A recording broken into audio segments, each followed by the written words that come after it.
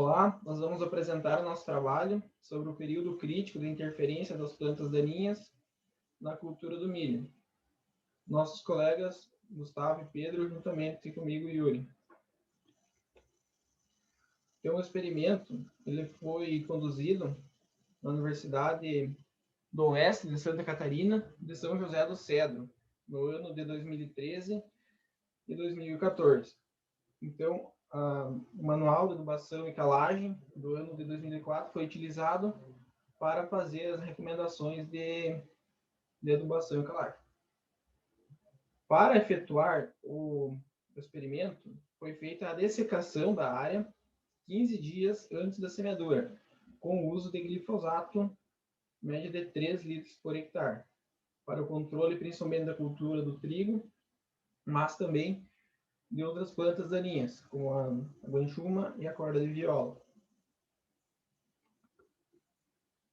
Então, o espaçamento utilizado foi de 45 centímetros entre linhas, e também a média de 3,1 sementes por metro linear, objetivando ter 69 mil plantas emergidas por hectare. Então, cada unidade experimental, cada parcela, com 5 metros de comprimento, sendo eliminadas 2 linhas em cada lado e mais 1 metro em cada extremidade, totalizando, assim, 2,70 metros quadrados, com 3 repetições. Então, quais que foram os tratamentos? Foram avaliados os níveis de interferência de plantas daninhas em diferentes épocas de aplicação. Então, a cada 7 dias foram feitas aplicações com o uso de glifosato, 3,5 litros por hectare. Então, cada parcela, fazendo uma regra de 3, recebeu 4,72 ml de glifosato do produto comercial. A colheita ela ocorreu 182 dias após a semeadura, sendo realizada no dia 4 de abril de 2014, sendo avaliadas as variáveis de rendimento, taxa de crescimento, taxa de enchimento de grãos, aliás, e peso de 1.000 sementes.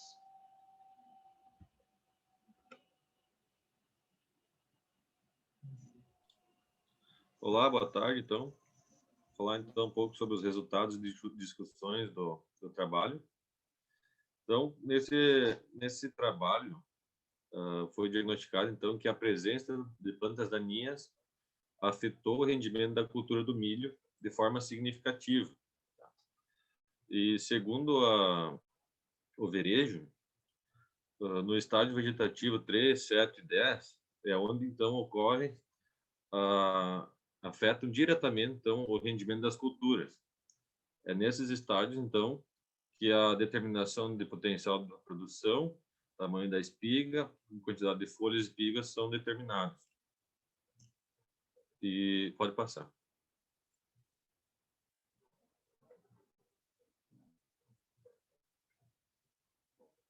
Bom, então aqui é a tabela.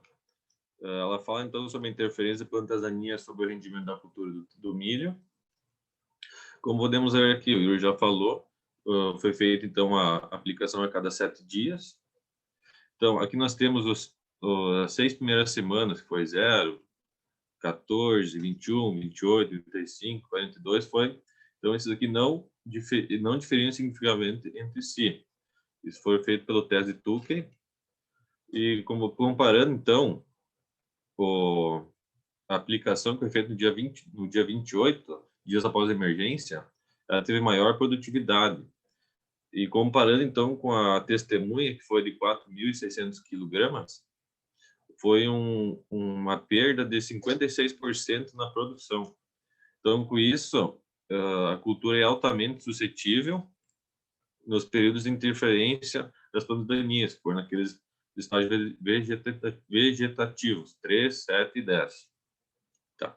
Aqui tem o 7, que ele não diferiu significativamente junto com os dias após a emergência, os primeiros dias, porque explica no trabalho que foi realizada a secação 15 dias antes, após a implantação do cultivo, e que a parcela, então, estava sem plantas daninhas no momento. assim sofrendo interferência na comunidade infestante até o final do ciclo. Pode passar. Bom, aqui então outra tabela que fala peso de 1.000 sementes com interferência plantas na cultura do milho. Como podemos ver, então aqui não teve então diferença significativa. Isso podemos ver porque todas as letras estão ali, então significa que não teve interferência no peso de sementes.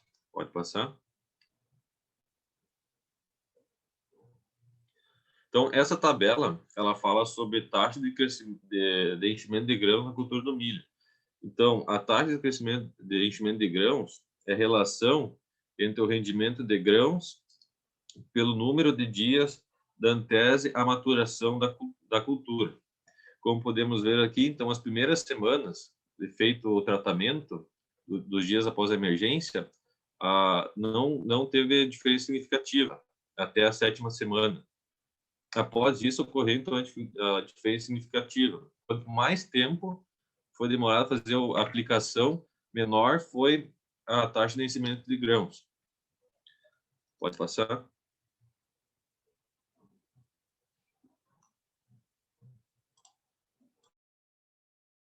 Bom,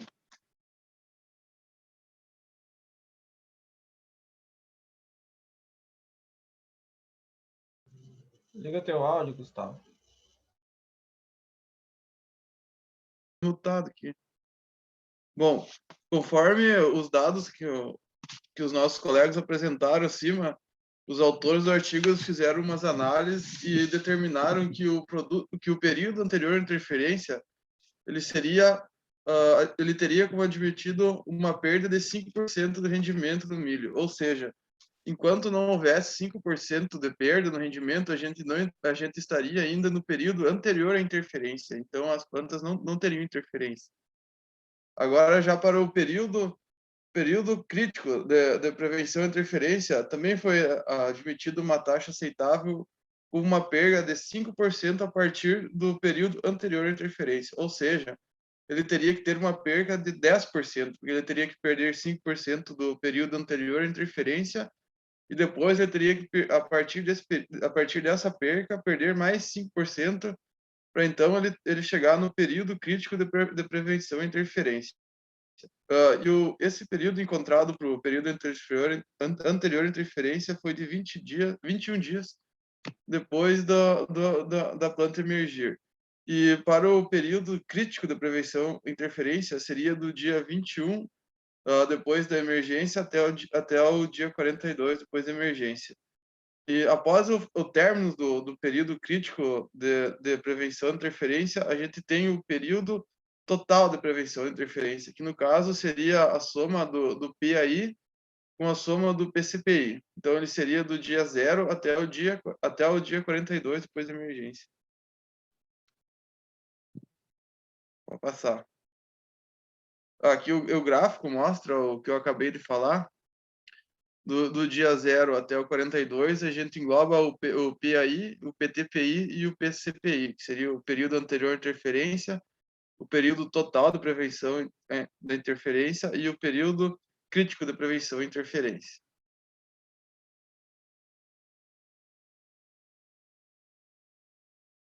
E esses resultados que eles obtiveram no gráfico trazido acima, eles coincidem com uma das referências bibliográficas, que é o Borges. Já com os outros autores, quando comparado os trabalhos como de Kozlowski, de Evans et al., de Gallon et al., de Constantine et al., eles podem considerar um período mais longo do período crítico de prevenção à interferência. Algumas razões dessa mudança para os trabalhos, ele se dá pela variância das condições climáticas, da época de semeadura, do espaçamento utilizados nos plantios dos diversos artigos referenciados, das práticas culturais, das diferentes doses de adubação nitrogenadas usado nas culturas anteriores, que podiam vir a interferir e causar essa variância do PCPI para o trabalho deles.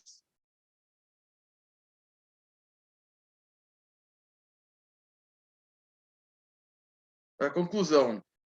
E conforme os dados analisados, os melhores resultados em produtividade e taxa de enchimento de grão foram obtidos durante o dia 28, 21, 35, 42, 0 e 14 dias após a emergência.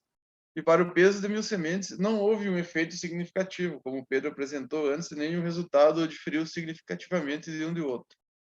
E no período anterior à interferência, para a cultura do milho, ficou definido como do 0 aos 21 dias após a emergência.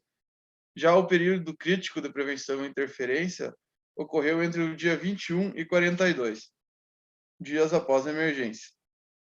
Por sua vez, o período total da prevenção à interferência ficou entre o dia 0 e o dia 42, depois entre o 0 e o 42 dias após a emergência da planta. E era isso que nós tínhamos para apresentar sobre o nosso artigo, aqui a nossa referência. E muito obrigado.